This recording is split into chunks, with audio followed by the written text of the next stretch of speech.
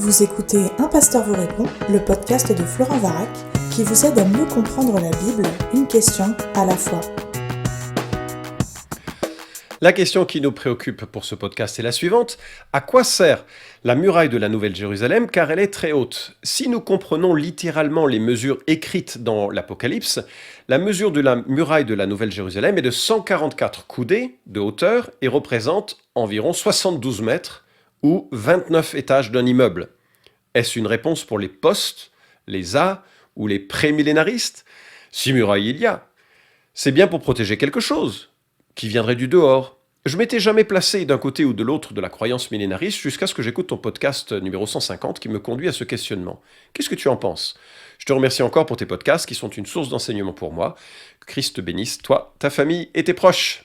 Fin de la citation. Écoute, merci de l'encouragement. Belle question, bref spéculative, qui nous plonge sur la dernière partie du livre que constitue la Bible. Alors justement, la Bible est un ouvrage hors pair, unique de tous les livres qui existent sur la Terre. Parce que quand vous avez la Bible en main, vous avez un ouvrage qui rassemble 66 livres avec une quarantaine d'auteurs différents, 20 siècles de rédaction, en tout cas entre 16 et 20 siècles de rédaction, suivant comment on date le livre de Job, et en même temps, une histoire magnifiquement intégrée, liée, cohérente, avec plus de 60 000 interconnexions dans cette écriture, impossible à réaliser à main humaine. Et alors justement, cette Bible, cet écrit, s'ouvre sur un paradis décrit en 2 chapitres, et se ferme sur un paradis décrit aussi en 2 chapitres. Et au milieu, on a le drame de la rédemption. Alors on commence avec un jardin à aménager, et puis malheureusement, vous connaissez cette histoire du serpent qui vient troubler l'allégeance des humains, et Dieu vient récupérer cette allégeance en envoyant Jésus-Christ et proposer une nouvelle allégeance, une nouvelle relation avec Dieu, qui est optionnelle, qui dépend de notre repentance, de notre foi dans ce que Christ a fait pour nous rétablir dans une communion avec Dieu. Et pour ceux et celles qui auront été dans cette relation renouvelée en Christ, il y a une nouvelle Jérusalem qui nous est préparée, qui nous est annoncée, dans un nouvel univers, une nouvelle terre.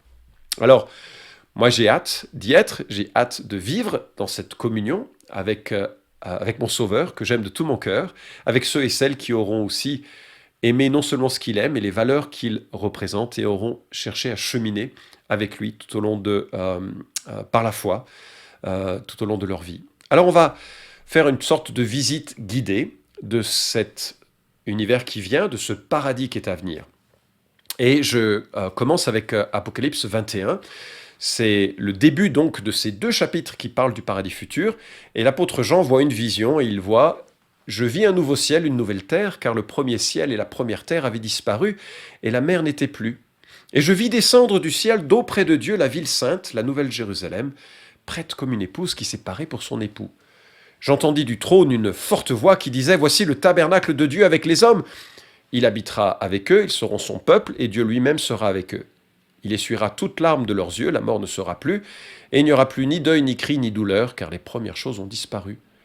Celui qui était assis sur le trône dit « Voici, je fais toutes choses nouvelles. » Et il dit « Écris, car ces paroles sont certaines et vraies. » Il me dit « C'est fait, je suis l'alpha et l'oméga, le commencement et la fin. À celui qui a soif, je donnerai de la source de l'eau de la vie gratuitement. Tel sera l'héritage du vainqueur, je serai son Dieu, il sera mon fils. Et pour les lâches, les incrédules, les abominables, les meurtriers, les débauchés, les magiciens, les idolâtres et tous les menteurs, leur part sera dans l'étang brûlant de feu et de soufre. Cela, c'est la seconde mort. » Alors quelques remarques sur ce texte, alors que nous commençons notre exploration de cette nouvelle terre.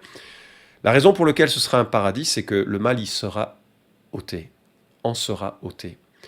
Dernière partie, lâches, incrédules, abominables, meurtriers, débauchés, magiciens, idolâtres, menteurs, seront exclus du paradis. Le problème, bien sûr, c'est que je fais partie de cette liste, n'est-ce pas? Enfin, je ne suis pas toi, mais moi, je fais partie de cette liste, c'est certain.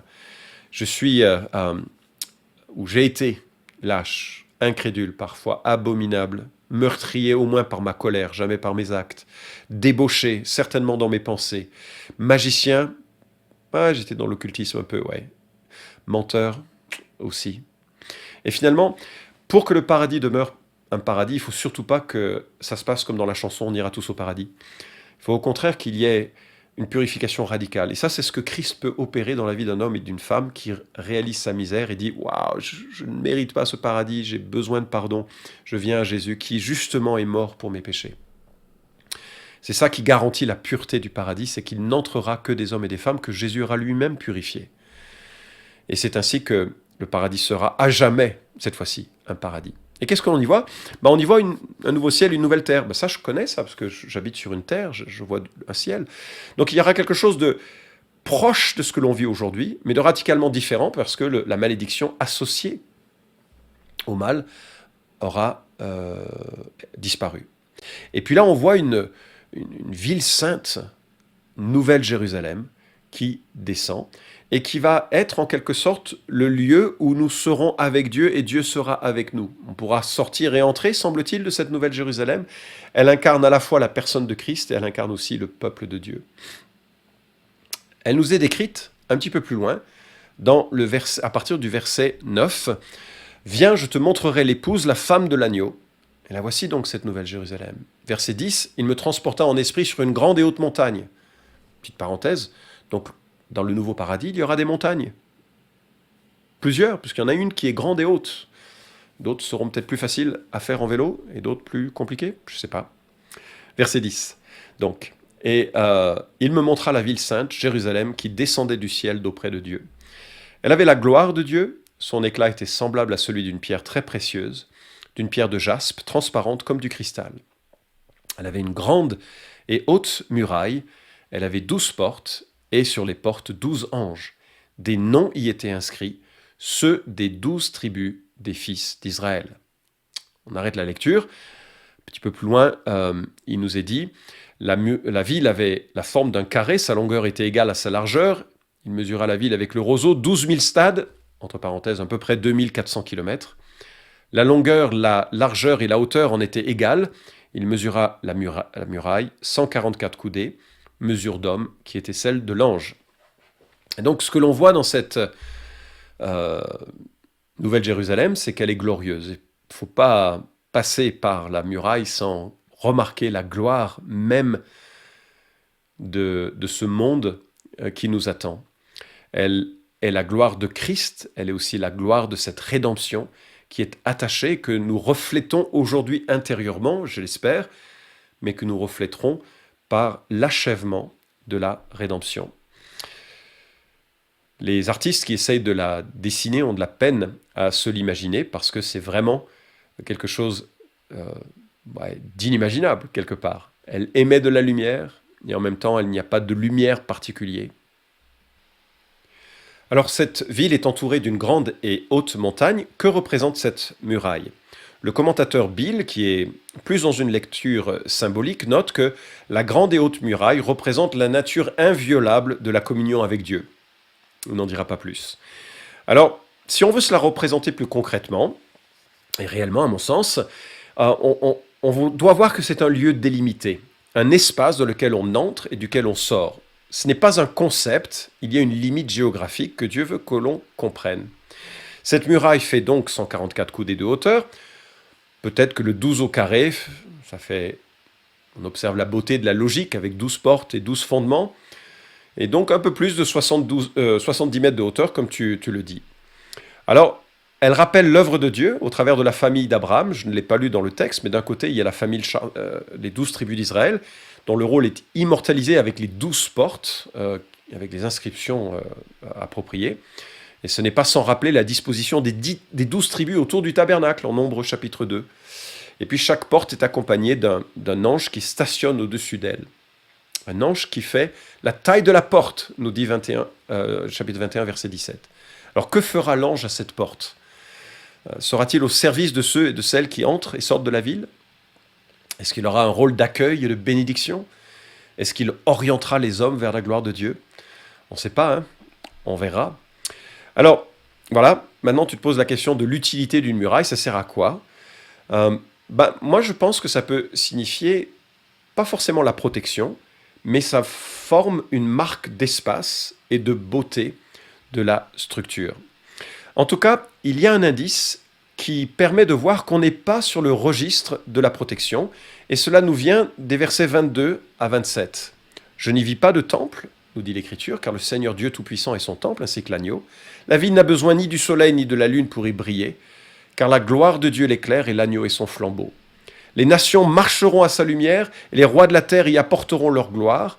Ses portes ne se fermeront point pendant le jour, car il n'y aura pas de nuit. On y apportera la gloire et l'honneur des nations. Il n'y entrera rien de souillé, ni personne qui se livre à l'abomination et au mensonge, mais ceux-là seuls qui sont inscrits dans le livre de vie de l'agneau. Et voilà, le verset 25 précise que les portes ne se fermeront jamais.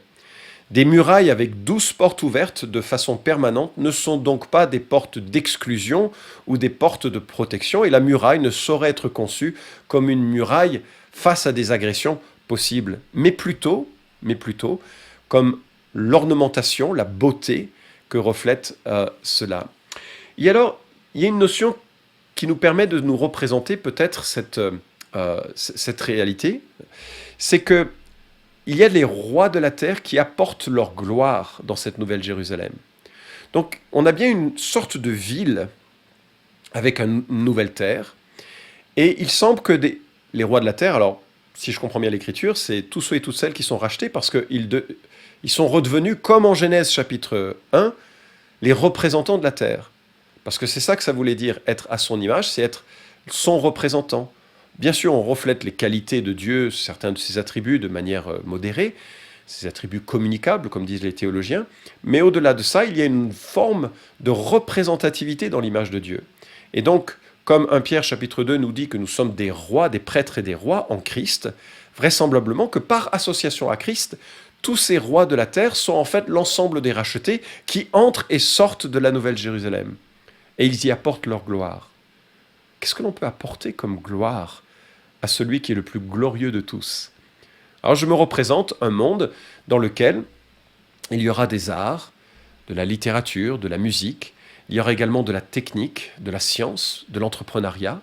Je ne sais pas s'il y aura des éléments de type si classique que l'on peut voir, comme le jardinage ou le sport, je ne sais pas, d'un point de vue très concret. Mais je pense que l'ensemble d'activités humaines que nous vivons, et qui est vivable de manière sanctifiée, sera vécu sur cette nouvelle terre, et que comme des enfants tellement heureux de vivre, rapportent à leurs parents ce qu'ils ont fait de beau, fabriqué de beau, ainsi en sera-t-il de nos découvertes, de nos explorations, de nos engagements sur cette nouvelle terre. Nous apporterons à notre Rédempteur et à notre Sauveur cette gloire. Et nous passerons par ces portes toujours ouvertes, avec des anges qui peut-être nous salueront, peut-être nous orienteront, peut-être se joindront à nous pour exalter celui qui nous a sauvés et qui a renouvelé un monde aussi chaotique dans un monde aussi merveilleux. Et en tout cas, nous pourrons entrer dans cette nouvelle Jérusalem pour y apporter nos hommages, notre joie, notre amour et nous réjouir d'être sauvés. Alors, j'ai de la peine à me le représenter, mais je veux me le représenter un peu. Et parfois, ça me motive quand je suis découragé. Et je vois les conflits de cette terre, et je vois les conflits humains, et je vois la petitesse spirituelle et humaine de nos vies. Et je sais qu'un jour, Dieu va changer ça. Et celui qui est digne d'ouvrir les sceaux de cette terre, ce ne sont pas les hommes politiques, ce ne sont pas les scientifiques, ce ne sont pas les pasteurs, ce ne sont pas les êtres humains. Un seul est digne d'ouvrir ces sceaux. C'est la personne même de Jésus-Christ. Et en fait, le temps vient, peut-être demain, peut-être dans 100 ans, le temps vient où Jésus-Christ va reprendre la dernière partie de son œuvre rédemptrice pour nous lancer dans une éternité avec lui. La question qui se pose à tous ceux qui écoutent ce podcast, c'est est-ce que vous en ferez partie?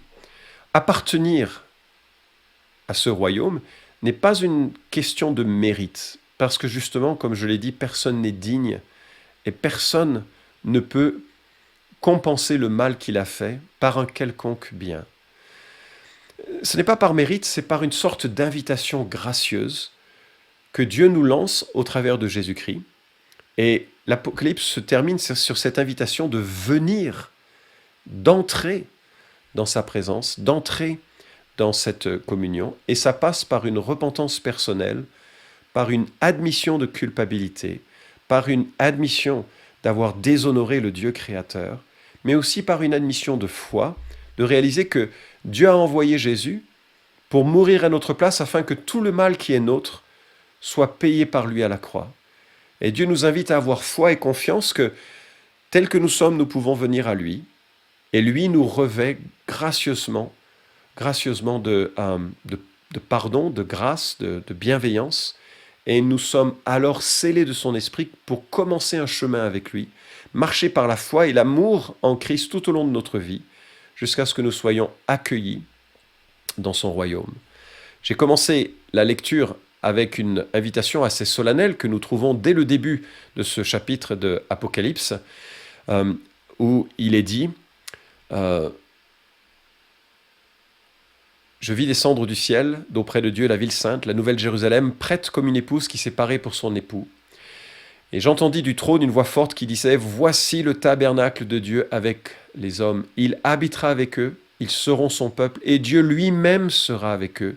Il essuiera toute larme de leurs yeux, et il n'y aura plus ni deuil, ni cri, ni douleur, car les premières choses ont disparu. » Et il dit, verset 6, « C'est fait, je suis l'alpha et l'oméga, le commencement et la fin. À celui qui a soif, je donnerai de la source de l'eau de la vie, gratuitement. » L'évangile ne se vend pas, il se donne parce qu'il a été acheté par quelqu'un d'autre, Jésus-Christ, qui a payé le prix de notre rachat par sa mort et qui a prouvé que sa mort était acceptable en ce qu'il est ressuscité.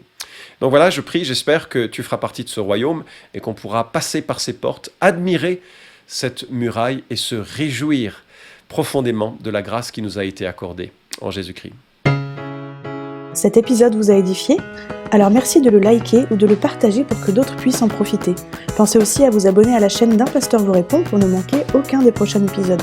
Enfin, si vous avez une question à poser à Florent Varac, écrivez-lui directement sur contact@toutpoursagloire.com.